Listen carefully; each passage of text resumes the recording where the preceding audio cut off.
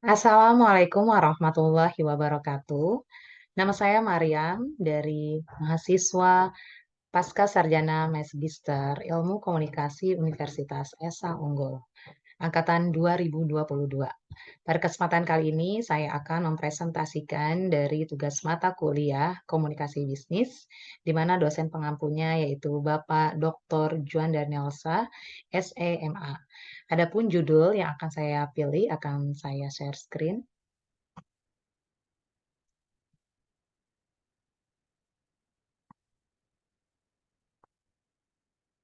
Pada kesempatan kali ini, saya akan memaparkan tentang teknologi informasi dan komunikasi.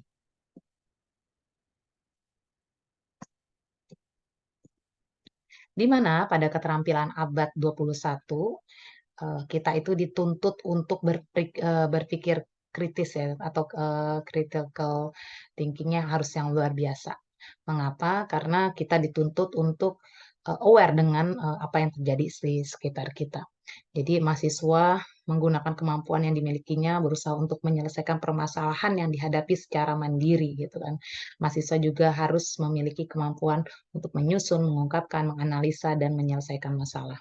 Di sini kita dituntut untuk bagaimana mahasiswa itu berpikir kritis mengenai apa saja yang terjadi di sekitarnya, di mana ada dua macam masalah yang sifatnya akademis dan otentis. Akademis di sini yaitu masalah yang terkait dengan ranah kognitif, ya, bagaimana cara berpikir kita, lalu masalah otentis, masalah yang sering dijumpai sehari-hari di lingkungan kita. Lalu, tak hanya untuk berpikir kritis aja, kita dituntut untuk berkreatif atau inovatif. Manusia yang dapat sukses di abad 21 adalah orang-orang yang kreatif, yang memiliki banyak ide dalam aspek dimensi ya. Jadi tak hanya orang itu dituntut untuk cerdas atau smart di satu bidang, namun ketika ia tidak kreatif untuk apa namanya menciptakan sesuatu atau memahami sesuatu, itu tidak akan berkembang. Jadi ia harus mampu mendeskripsikan, harus mampu mengembangkan, melaksanakan, dan menyampaikan gagasan-gagasan barunya yang bersikap terbuka serta responsif terhadap hal-hal yang baru atau berbeda. Lalu selanjutnya di keterampilan di abad 21 ini dituntut juga tidak hanya berpikir kritis, tidak hanya kreatif atau inovatif. Yang ketiga yaitu komunikatif atau komunikasi, di mana dituntut kita itu harus bisa berkomunikasi dengan baik, baik cara tertulis maupun verbal. Mahasiswa tentunya kita yang berada di lingkungan pendidikan atau lingkungan kerja untuk memahami, mengelola, menciptakan komunikasi yang efektif gitu kan dalam berbagai bentuk dari secara lisan, tulisan atau multimedia. Jadi memang kita dituntut harus update ya dengan perkembangan dan zaman yang ada. Dan tak hanya itu, di poin keempat yaitu kolaborasi atau kolaboratif. Kita tidak bisa sukses sendiri. Kita adalah makhluk sosial yang membutuhkan orang lain untuk membantu kita gitu kan. Jadi semua ide-ide yang kita punya itu tentunya harus direalisasikan dan itu kita tidak bisa sendiri, tetapi harus bisa bekerja sama dengan orang lain. Makanya pada kesempatan apapun itu, baik ketika kita belajar membuat proyek, bahkan ketika kita sudah masuk di dalam dunia kerja, kita dituntut harus bisa berkolaborasi. Orang-orang yang sukses di ini orang yang bisa bekerja sama atau berkolaborasi dengan berbagai kepentingan. Nah, di sini poinnya. Orang harus mampu bekerja sama dengan berkelompok, beradaptasi dalam berbagai peran, tanggung jawab, menghormati perspektif yang berbeda. Orang harus dapat menjalankan tanggung jawab dan memiliki fleksibilitas pribadi dalam pelaksanaan pekerjaan, hubungan pada masyarakat, serta memahami makna perbedaan. Nah, kita dituntut kedewasaan kita yang cukup tinggi ketika kita berkolaborasi, tentunya kita akan menggabungkan dua apa insan yang berbeda, bukan hanya dua, bahkan tiga, empat, lima, atau nanti ada kelompok besarnya, di mana memang kita harus bisa memahami karakter satu sama lain, dan tentunya dengan interaksi itu nanti akan terciptalah ide-ide yang brilian seperti itu. Dan peran teknologi dalam komunikasi ini luar biasa. Beberapa peran teknologi informasi dan komunikasi di bidang industri, tentunya yang kita lihat sekarang ini yaitu kebutuhan efisiensi waktu dan biaya produksi. Mungkin kita lihat dulu ketika menciptakan suatu produk atau mempacking suatu produk, membutuhkan karyawan sampai ribuan, ratusan untuk perusahaan yang sudah cukup besar. Namun setelah diciptakannya teknologi, ya robot dan atau lain sebagainya ya dengan konsep-konsep yang memang untuk membuat simpel suatu pengerjaan, akhirnya yang pengerjaannya mungkin mempacking membutuhkan 100 orang cukup dengan satu mesin dengan durasinya yang cukup singkat, dan itu salah satu manfaat dari perkembangan teknologi. Jadi mengurangi biaya produksi dan efisiensi waktu. Selanjutnya penggunaan perangkat lunak dan sistem manajemen perusahaan yang akhirnya bisa autopilot, bisa terkontrol gitu. Cukup dengan meremote dari CCTV ataupun dari program-program perangkat lunak yang sudah dibuat. Selanjutnya yaitu di bidang pendidikan. Bidang pendidikan tentunya interaksi proses belajar mengajar jarak jauh ini amat sangat digemari, terutama bagi orang-orang yang sudah amat sangat sibuk dan waktunya hanya tersisa di ujung-ujung saja. Nah, dengan kemajuan teknologi ini kita bisa Zoom, kita bisa Gmeet, dan aplikasi lainnya yang memudahkan kita untuk melakukan pembelajaran secara online. Lalu beberapa tujuan menggunakan teknologi di pendidikan tentunya yang pertama mempermudah proses perkuliahan. Kita berada dimanapun, mau yang ada kadang-kadang di Aceh, ada yang di Jawa Barat, ada yang di Sumatera, di Papua. Dalam satu waktu kita bisa berkumpul dan kita bisa melakukan proses perkuliahan tersebut. Nah, yang kedua meningkatkan efisiensi. Tentunya tadi ya efisiensi perkuliahan, ya efisiensi biaya tentunya yang mungkin kita harus mengeluarkan kocek khusus hadir di suatu tempat. Cukup dengan online kita bisa melakukan pembelajaran. Terus menjaga relevansi dengan tujuan perkuliahan, membantu konsentrasi mahasiswa karena kita fokus dengan diri kita di depan laptop atau di depan HP untuk sebuah pembelajaran.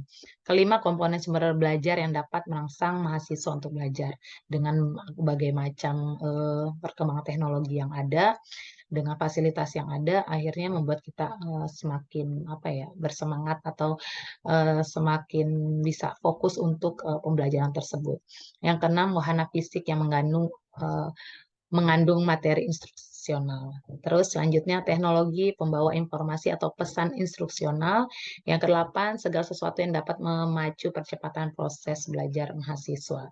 Tentunya dengan apa namanya software-software yang dibuat dengan program yang ada seperti kita melakukan mengakses ketika kita mengakses e-learning, si akad kita tahu jadwal kita, eh, penyerahan tugas yang sampai nilai, sampai track record kita, hasil ujian kita. Nah, itu kan akan memacu kita ya untuk semangat ya, wah tugas kita belum, terus absensi kita dan lain sebagainya. Itu cukup dengan Piranti Lunak.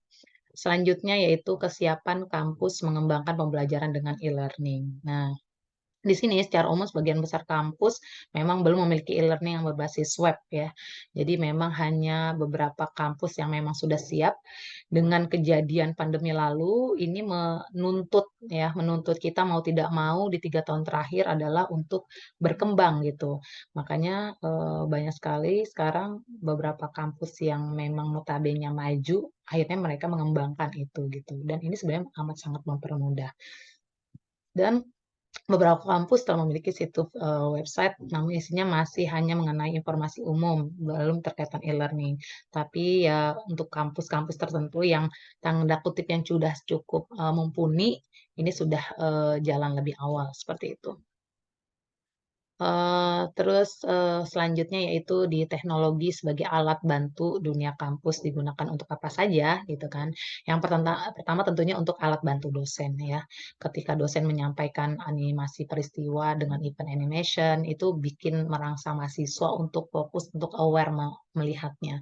Terus alat uji mahasiswa dengan student evaluation sistemnya gitu kan, dengan ada e-learning ataupun dengan perangkat lunak lainnya atau software-software lainnya. Terus sumber referensi belajarnya, kita bisa dapat link-link yang sudah dosen bisa akses, yang dosen-dosen tahu nih bagus nih referensinya untuk dibaca. Nah, itu amat sangat membantu. Dan tentunya untuk evaluasi kinerja, student evaluation performance ya, itu kita bisa lihat di si akad dan e-learning. Dan yang kedua, alat bantu interaksi dosen mahasiswa. Ini kembali lagi pemanfaatan salah satu e-learning ya. Komunikasi dosen mahasiswa, teacher student communication system, di mana di sana ada forum diskusi ataupun ada apa namanya, grup-grup yang mana isinya tentunya untuk membantu komunikasi antara dosen dan mahasiswa. Selanjutnya kolaborasi kelompok studi, work group system. Nah, ini juga amat penting karena bagaimana perkuliahan itu berjalan dengan baik, tentunya ketika mahasiswa sudah bisa mengimplementasikan pembelajaran itu dan ketika dia bisa saling sharing, apalagi ketika ada penugasan, dia membentuk satu kelompok grup di sana sehingga ada terjadinya diskusi di antara para kelompok gitu. Selanjutnya manajemen kelas terpadu, integrated course management system. Nah, ini juga sama yang ada di e-learning. Selanjutnya, sedangkan itu tadi kan untuk dosen, ada dosen mahasiswa dan alat bantu mahasiswa tentunya. Yang pertama itu buku interaktif storybook ya. Di mana kita banyak butuh untuk referensi itu. Terus belajar mandiri self learning system, di mana di sana kayak di e-learning itu kita dikasihkan beberapa modul, beberapa link, apa namanya, yang buat referensi kita bisa melakukan pembelajaran secara mandiri. Dan itu pun buat referensi ketika kita akan melakukan tatap apa maya oleh dosen.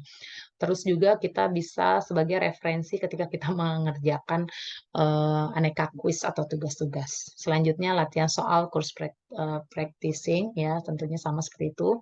Dan yang terakhir yaitu media illustration, multimedia learning. Terus peran teknologi dalam komunikasi. Nah, di perbankan, penggunaan perangkat lunak dan keras dalam penunjang keuangan nasabah atau ATM ya, yang sering banget kita gunakan. Nah, itu juga banyak berinovasi terus kan dari modelnya, dari toolsnya, bahkan seperti apa namanya m-banking aja kan selalu update ya.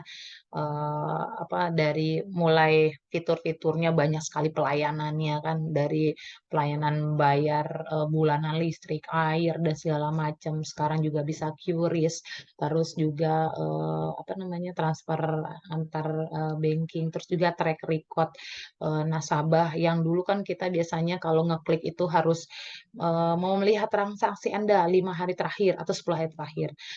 Sekarang dengan inovasi kayak Bank Mandiri itu yang menurut saya lumayan bagus ya, kita nggak nggak ribet ngeklik-ngeklik lagi, cukup ngeklik bulannya itu langsung kita scroll ke bawah ketahuan gitu. Tanggal berapa, jam berapa, pengirimnya siapa, itu udah apa namanya lebih enak gitu buat meng-scrollnya gitu.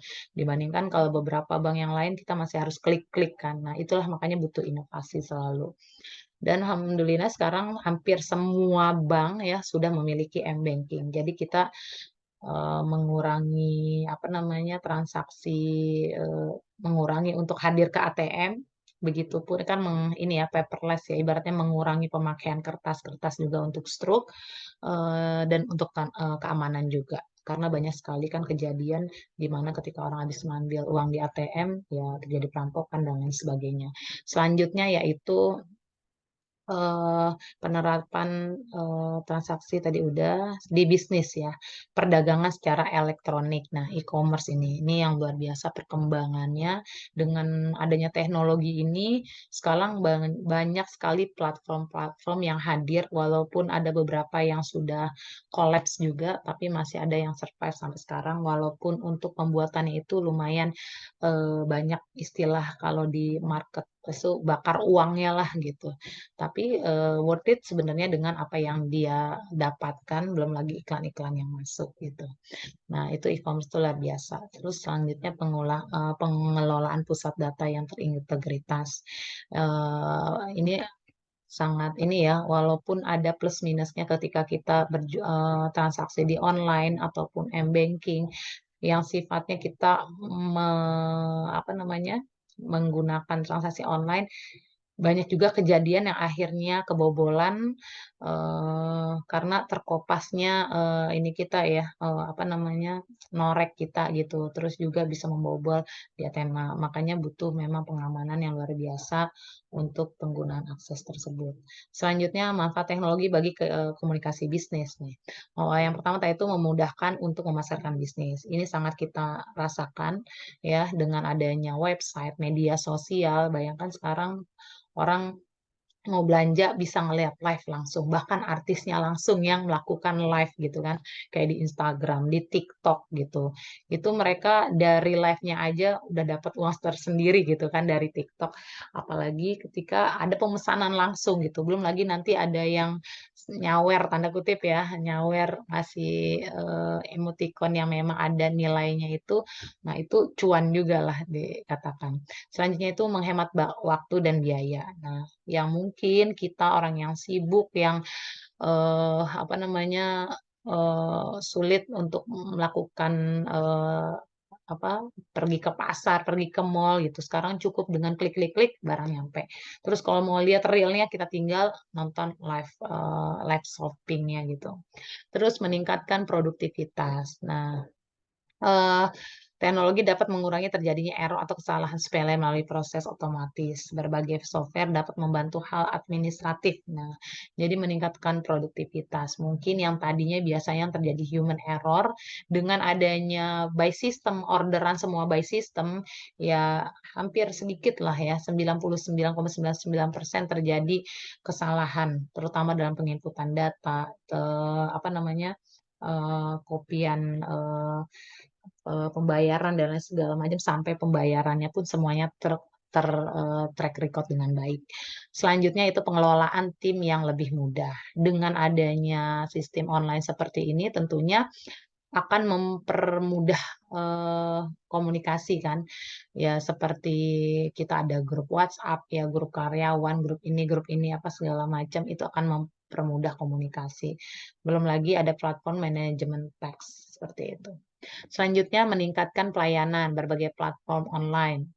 Kita bisa melacak transaksi ya kan ketika kita kayak mesen makanan online via ojol gitu misalnya ke Gojek atau apa GoFood misalnya atau GrabFood gitu kan. Itu kita tahu makanan kita sudah diterima orderannya, kapan udah di packingnya, udah lagi berjalan berapa menit sampai itu sudah bisa tertrack di tracking lah istilahnya ya. Jadi tahu ini sudah sampai di mana gini. Jadi sehingga apa namanya untuk kemungkinan miss-nya itu minim sekali. Selanjutnya mempermudah pengiriman bisnis. Nah, ini dia. Ketika kita apalagi sudah bekerja sama dengan eh, apa namanya eh, platform juga ya yang memang khusus untuk pengiriman kan sekarang banyak sekali gitu kan ada JNE, ada Wahana, GNT dan lain sebagainya itu semua sekarang sudah bisa via aplikasi gitu. Jadi apa tinggal klik-klik aja gitu. Bahkan tinggal linknya ditautkan langsung terhubung ke sana gitu. Atau bisa juga yang dropship yang udah ada sistem dropship seperti itu. Terus juga kalau yang untuk besar lagi sekarang ada ekspedisi Lalamove ya yang ada truk ukuran jumbo besar kayak sampai kontainer pun ada sampai yang besar yang middle-nya ya. Jadi memang perkembangannya luar biasa. Mengidentifikasi perangkat teknologinya, yaitu tadi ada PC, internet, LCD proyektor, ada radio, telepon, televisi, printer, dan lain sebagainya. Dan ini masih berkembang lagi ya, karena teknologi itu kayaknya nggak ada ujungnya pasti akan, oh ada inovasi ini, ada inovasi ini. Kayak dulu HP aja kita mulai saya merasakan ketika masih pakai pager ya. pager, sampai punya HP yang besar sekali, yang berat gitu kan, ukuran besar, sampai akhirnya sekarang HP itu tipis gitu kan, berlayar, bisa foto, bisa video call. Mungkin yang dulu kita tidak pernah terfikirkan gitu. Dan akhirnya itu dia perkembangan terjadi, dan banyak perbaikan-perbaikan sana sini. Terus peran penting teknologi ya tadi ya, mempermudah cara komunikasi, sistem informasi manajemennya menjadi lebih baik, memberikan pengetahuan dan sumber informasi ya. Dengan adanya pemakaian teknologi ini tentunya informasi 1 menit kejadian di Papua, ada bisa ada pengeboman, ada penyerangan ini mau di Sabang, di Maroke, ketika kita sudah mengaktifkan handphone kita, ya kita otomatis sudah bisa langsung itu terrelate gitu. Wah, ada kejadian ini gitu. Apalagi kalau ada yang melive-kan, ya kan? Itu pasti viewernya langsung sekian juta gitu. Makanya sekarang sekelas TV-TV swasta pun akhirnya banyak beralih ke platform media sosial ya. Dia punya medsos sendiri, dia punya YouTube sendiri karena sekarang lebih income-nya luar biasa gitu. Makanya di Indonesia YouTuber itu gajinya, income-nya selebgram ya juga luar biasa gitu. Jadi makanya kenapa televisi mulai banyak ditinggalkan. Mungkin untuk yang di daerah-daerah masih pakai itu gitu, masih nonton sesekali. Tapi kalau untuk di kota besar yang kesibukannya luar biasa padat gitu kan. Jadi untuk TV itu sudah mulai apa ya, eh, sudah mulai tergerus sedikit lah ya karena sudah larinya semua orang sekarang semuanya megang handphone gitu.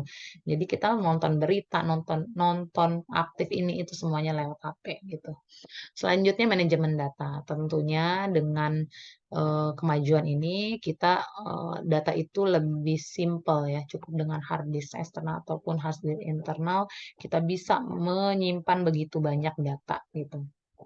Bahkan kita bisa nyewa data di cloud ya, di G Drive juga kita bisa simpan gitu. Tapi kalau untuk yang sifatnya bisnis tentunya harus kapasitasnya lebih besar lagi. Terus customer relationship management.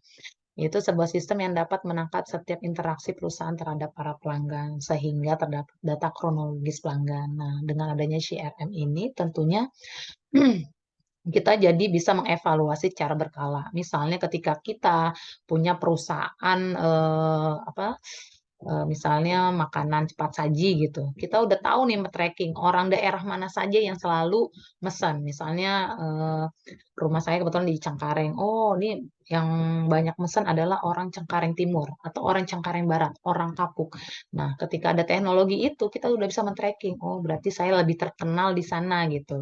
Mungkin saya harus tambah titik di sana gitu. Atau misalnya pun kalau untuk orang yang berjualan pakaian, jualan baju juga seperti itu gitu. Ketika oh banyak yang pesen model daster dengan apa namanya eh, model kayak 7/8 gitu. Jadi nggak suka yang terlalu panjang gitu. Oh berarti besok peningkatan produksinya di sana. Terus warnanya juga. Nah, dengan adanya tracking itu kita jadi bisa untuk mengevaluasi gitu apa customer kita yang suka gitu kan gitu juga minta tanggapan, minta komen dari customer. Terus aktivitas bisnis selama 24 jam. Jadi toko istilahnya toko 24 hour online. Ya memang nggak ada tutupnya gitu. Ya tutupnya itu ya nggak akan ada tutup sebenarnya ya, kecuali memang ada tulisan nanti order akan misalnya dia mengorder hari Sabtu sore, pengiriman akan dilakukan hari Senin. Tapi kan nggak ada cerita tokonya itu tutup tanda kutip ya, yang order ngorder aja gitu. Tapi nanti baru di packingnya misalnya hari Senin, seperti itu. Selanjutnya peran teknologi dalam komunikasi yang ketiga untuk pemerintahan, kemampuan untuk menghubungkan keperluan masyarakat terkait dengan pendudukan, perizinan, bisnis, dan lain-lain. Kesehatan, sedangkan untuk kesehatan ya, untuk menunjang pengelolaan rumah sakit. Sekarang kita ketika berobat cukup bisa dengan aplikasi, nggak usah ngantri lama-lama gitu kan, bahkan pengambilan obatnya pun nanti keluar, trackingnya dan sebagainya. Terus pengambilan keputusan untuk juru medis seperti dapat mengetahui riwayat penyakit pasien di Rekamedik pun sekarang sudah mulai diterapkan, semuanya harus diinput secara online ya. Tetap ada manualnya tapi sekarang semuanya sudah melalui mostly kebanyakan diketik langsung di komputer. Jadi nanti ketika ada case-case tertentu cukup dengan scan barcode-nya. Seperti itu. Dan isu dan tantangannya juga luar biasa ya. Walaupun meskipun angka kemiskinan turun ya ke 1 digit, namun tetap kemiskinan tetap tinggi di kita. Eh, apa mau baik yang di DKI, yang di daerah dan lain sebagainya. Namun tentunya perkembangan teknologi itu akan tetap maju. Untuk itu makanya kita harus selalu mensosialisasikan mengenai teknologi-teknologi yang terbaru agar yang di daerah pun tidak ketinggalan zaman. Apalagi orang yang tinggal di kota besar namun kudet atau kurang update ya. Amat sangat disayangkan. Selanjutnya pemilihan teknologi. Pemilihan teknologi haruslah bekerja untuk menjalankan strategi komunikasi secara efektif dan efisien dan tentunya harus bertanggung jawab ya, melindungi lingkungan dan memenuhi kebutuhan masyarakat. Karena jangan sampai dengan teknologi ini kita akan hancur tanda kutip ya, akan hancur gitu. Banyak orang yang bermain medsos akhirnya dipenjarakan apalagi dengan adanya UU ITE saat ini, hati-hati membuat status, mengkomen sesuatu gitu dan kita harus banyak bersabar belajar menahan ya untuk tidak sembarangan men-share berita hoax gitu kan, terus juga komen ini, status ini apa segala macam karena ketika itu tercapture, ter-screenshot lalu dilaporkan kita bisa kena dan sudah banyak kejadian. Selanjutnya, pemilihan teknologi untuk keperluan umum seperti satelit, internet, komputer, telepon, handphone, internet banking, enterprise, resource and planning, e-commerce. Pemilihan teknologi, televisi, aplikasi desain, ya, aplikasi pencari, customer CRM yang tadi, computer system, dan manajemen information system atau MIS. Nah, dengan adanya perkembangan yang luar biasa di teknologi komunikasi ini, tentunya diharapkan ya itu dapat menunjang kemajuan untuk diri kita secara pribadi, lingkungan kita, masyarakat, dan tentunya bangsa ini. Dan semoga materi ini bisa bermanfaat untuk kita dan kita sebagai pelaku komunikasi bisa mengkomunikasikan dan mensosialisasikannya dengan baik. Baik, itu tadi presentasi saya mengenai teknologi komunikasi. Saya akan stop share dulu.